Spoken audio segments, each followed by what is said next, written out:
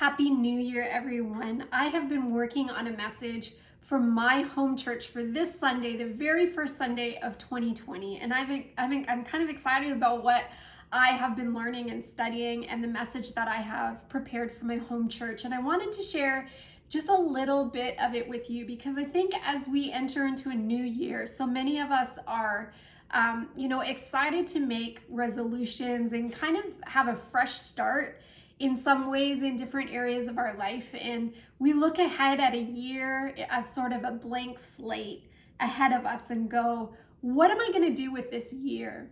And a lot of times the goals we're setting and the resolutions we're making are about accomplishing things and getting things done.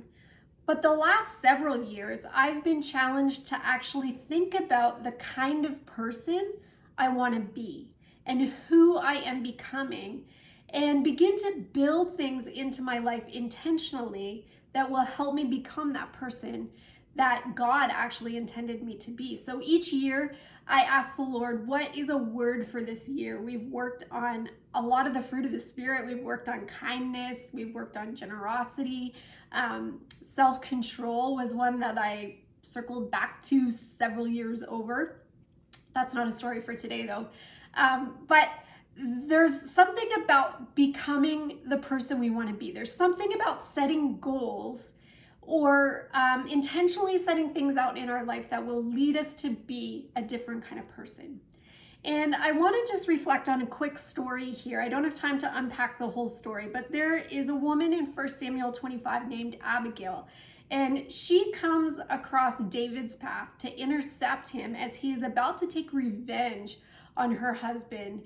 And she very intentionally comes into his path and has this discord with him that is so insightful. If you're a leader, you should go and read it. It's just the most amazing little piece of conversation back and forth between them. And what Abigail says is actually profound. And one of the things as she's ending this, she just sort of says this in verse 30, when the Lord has done all he has promised and has made you leader of Israel, don't let this be a blemish on your record. What she's really saying to David is just stop and take a moment and think about who God has called you to be, and think about this calling he's put on your life to be king and to lead his people. And don't do something today that you're going to regret. She's really saying to him, when God has been faithful to fulfill everything he's promised to you, are you going to be able to say that you were faithful to? Are you going to be able to say that you didn't take matters into your own hands? That you didn't needlessly do things that would cause, it goes on to say, needless bloodshed and taking vengeance? Is that the story you're going to tell about your life? Or are you going to be able to say that I walked with integrity and I was faithful and I trusted God to avenge me instead of taking the matter into my own hands?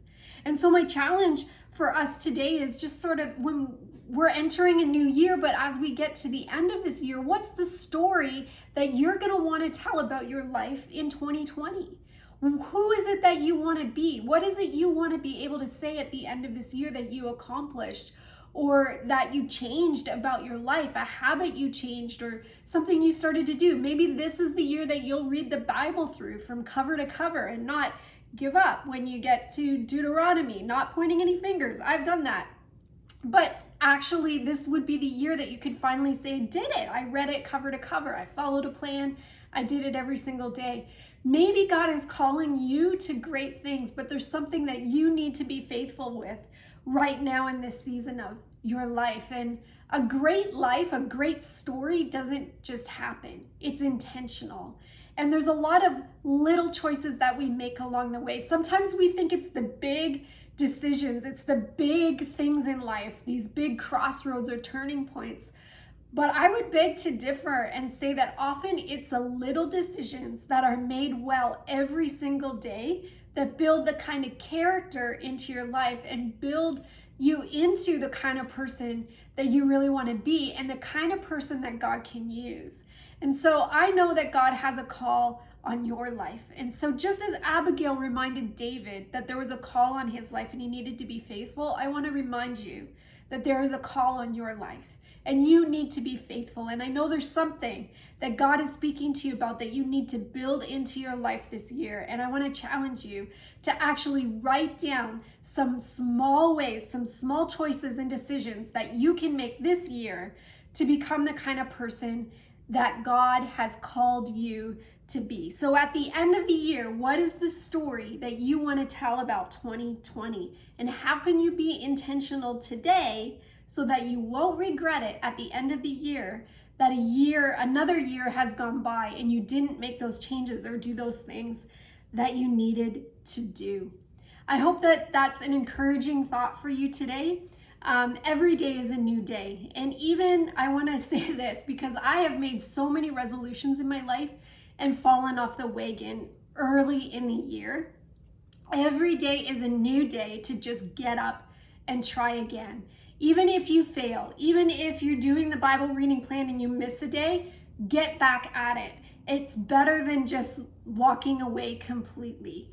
And in the end, you'll be happy that you did.